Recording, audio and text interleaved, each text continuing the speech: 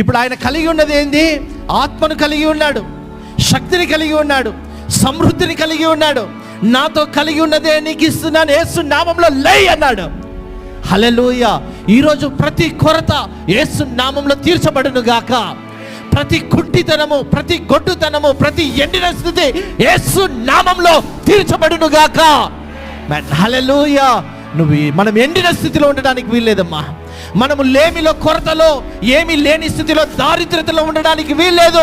ఎందుకంటే విస్తారముగా పరిశుద్ధాత్మ నీ మీద, నా మీద కుమ్మరించబడింది. ఆ పరిశుద్ధాత్మ ద్వారా మనము సమస్తము చేయగలము, సమస్తములో ఆశీర్వాదకరంగా ఉండగలము. హల్లెలూయా. ప్రియ సంగమా, భయపడొద్దు. నీకు గుర్తుకు రావాల్సింది యేసయ్య. ఆయన నాకున్నాడు. పరిశుద్ధాత్మ దేవుడు నిత్యము నాతో ఉన్నాడు. నన్ను అనాథగా విడువడు, నన్ను కొరతలో ఉంచడు. ఎండిన ఎముకలతో యెహెజ్కేలు మాట్లాడాడు.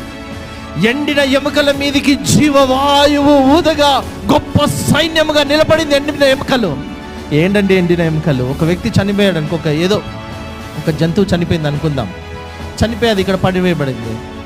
మనుషులు తిరుగుతూ ఉన్నారు, ఇంకా జంతువులు ఏవేవో తిరుగుతూ ఉన్నాయి. ఎముకలన్నీ కూడా చెల్లా చెదరుగా పడిపోయాయి. ఒక 10 చనిపోయాయి అనుకుందాం. కుప్ప వేసినారు, అన్నీ ఎముకలు ఆడ పడిపోయినాయి. ఇప్పుడు అవన్నీ కూడా ఒక జంతువుగా జాయిన్ చేయాలి. Is it possible? అంటే దీనిది ఎక్కడో పడిపోయింటుంది, దానిది ఎక్కడో పడిపోయింటుంది, అన్నీ మిక్స్ అయిపోయినాయే. ఏవి ఎక్కడున్నాయో తెలియదు కదా. దేని మ్యాచ్ ఎట్లా చేయాలి? ఎంత టైం పడుతుందో. ఇంకొకవేళ చేయాలనుకున్నా కూడా చిన్నవన్నీ కూడా అతికియాలంటే దాందే కరెక్టా కాదా? అది యెహెజ్కేలు మాట్లాడగానే ఎక్కడో చెదిరిపోయిన ఎముక కరెక్ట్గా బాడీ దగ్గరకు వస్తూ ఉంది. ఎక్కడో పడిపోయిన ఎముక కరెక్ట్గా బాడీని అతుక్కుంటా ఉంది.